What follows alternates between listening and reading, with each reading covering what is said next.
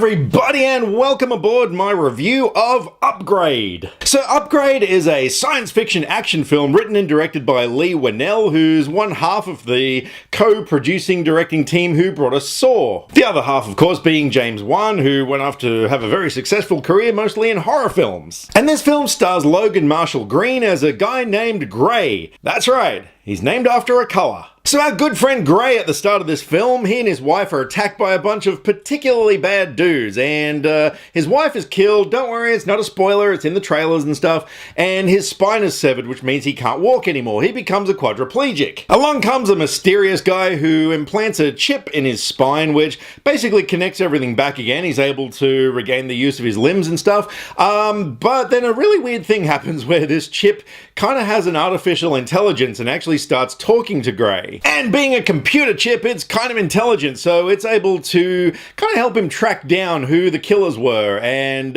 so he goes after them. It becomes a big revenge story, but the gimmick is that this guy, when the chip takes over his body and controls his movements and stuff, he becomes this absolute weapon. He becomes this kick-ass killing machine, but you know, he kind of doesn't really want to be, so you get all these fight scenes and stuff where he's just performing amazing moves, but on his face, he's just like, no, I don't want to kill you, or something like that. And so, of course, he goes after everybody. Look, I'm not going to spoil the ending, obviously, but let's just say it is really satisfying. And if you haven't already figured out by now, I loved this movie. This is one of those movies that just hasn't been marketed very well, because there are so many people that I have spoken to, just, you know, normal everyday folk, plus other movie reviewers who haven't even heard of it. And it's just such a shame, because this movie is brilliant. For starters, there is just not a dull moment in the entire runtime of the film. Like, seriously,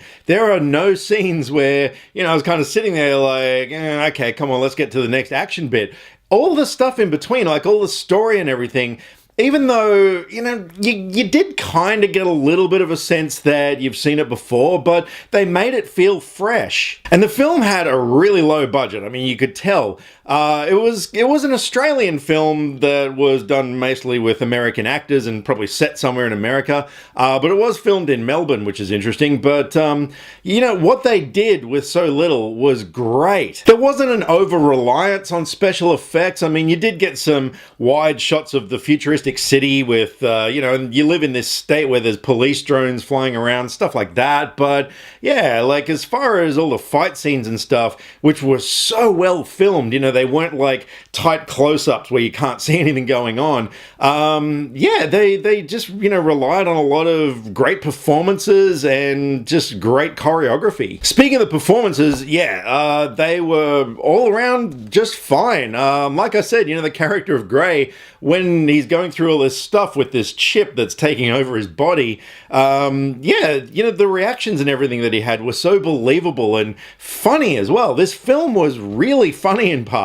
It was also brilliantly shot. They did a lot of really clever camera techniques, which you've seen in the trailer, and right now, most likely I'm overlaying a shot of something to demonstrate what I'm saying visually.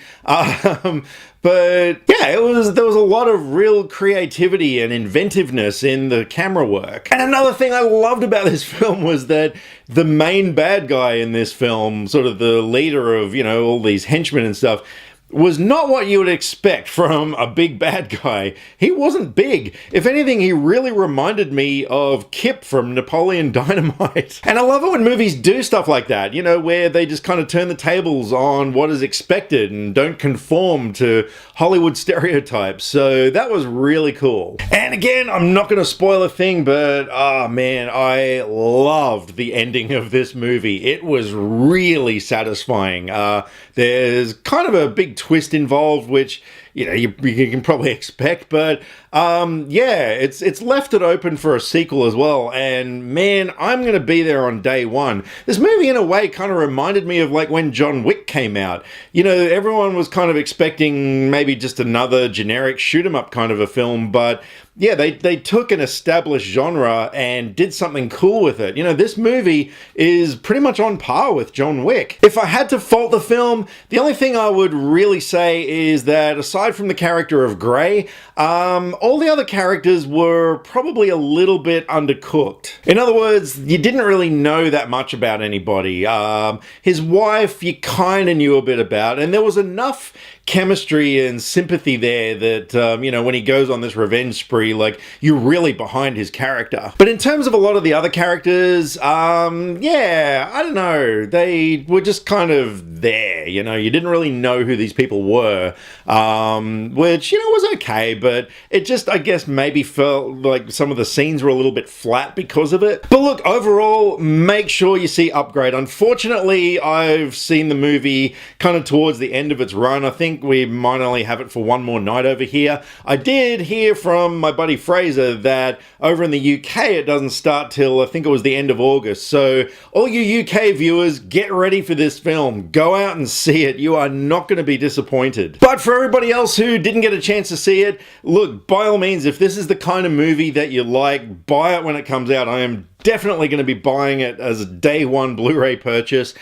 See it when it comes to Netflix. However you get to see this film, make sure you do, because it is a cracker. So despite the few flaws with the film, I had an absolute blast with Upgrade. I cannot wait to see it again and again and again, and I'm going to give Upgrade a 9 out of 10. So there you go. This movie I really think is going to sit in my top 10 for the year. I loved it that much, and I would love to know what you guys thought of it if you've seen it. So over to you. Let me know what you thought of the movie Upgrade. And in the meantime, if you haven't been paying attention to my channel, I've done a bunch of videos. I went down to Melbourne, Victoria, and filmed some stuff with Steve and Corey from Rewind Replay, a channel that you really need to subscribe to because these guys do amazing reviews. So yeah, I had an absolute blast with those guys, filming some really cool videos. So yeah, I've got a review of Ant-Man and the Wasp on my channel, and at the end of that video you can find all the other videos that we made together. So yeah, we had tons of fun making them, and from what I've heard, you guys have been having a blast watching them. So thank you very much for all the comments and feedback. And speaking of comments, go for it. Let me know what you thought of Upgrade. Drop me some comments either here or on Facebook. All the social media links are in the description below, because I like to talk about movies and I would love to talk about movies with you.